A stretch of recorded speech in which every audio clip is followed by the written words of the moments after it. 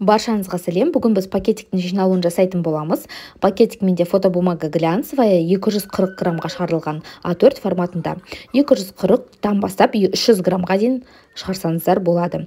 Егер фотосымен керек болатын болса, фото жағын, екі жағы да фото болсын десеңіз, мынау жағын 2 рет печатаете.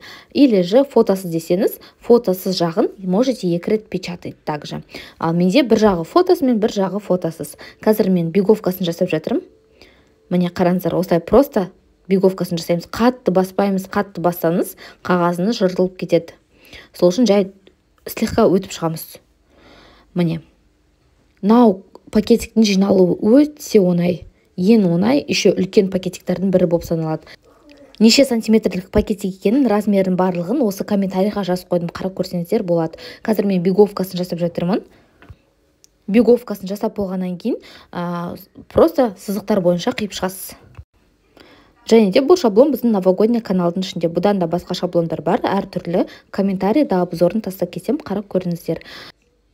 Міне біздің шаблонымыз дайын. Енді бізге қазір двухсторонний скотчты жабыстыру керек. Двухсторонний скотч клей немесе горячий клеймен де жұмыс істесеңіз болады. Менде бұл жерде двухсторонний скотч.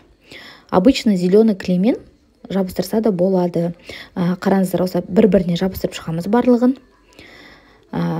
Міне көрінсе, почти уже көрініп тұр пакетиктің жиналуы қалай екен. После беговки барлығы түсінікті болады. Но қараңыздар, мен тағы мына жерін қосамын. Сонда фотодағыдай болып шығу керек сізде осылай. Бір-біріне бәрін қосып аласыз. Міне. Лепкий слойын алып тастадым. Енді нам бір-бірінің ішіне қосамын. Болды, почти дайын. Ең оңай жиналу жолы бұл. Былай бір-біріне қосамыз. Двухсторонний скотчпен жұмыс істеген кезде аккуратно работаем. Егер бір рет бүйтіп қатты бастырып, жабыстырып қойсаңыз, одан кейін сіз шеше алмайсыз. Сол үшін аккуратно жасаймыз. Міне. Енді мынау үстіңгі жағын жинаймыз. Қараңыздар. Ішіне қарай саласыз. И астыңғы жағы. Астыңғы жағы өте оңай жиналады. Ештеңе құрастырмайсыз, жай ғана былай жаба саласыз.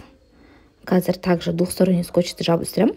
Двухсторонний скотч немесе клеймен или горячий клеймен де жабыстыруға болады. Все. Енді жоғарғы жағын мына жер жабыстырсаңыз да болады, жабыстырмасаңыз да болады, но мен жабыстырамын.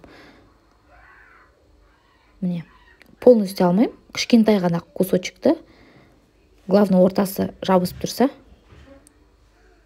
Міне. Егер клей болатын болса, лучше полностью жабыстырғаныңыз дұрыс болады.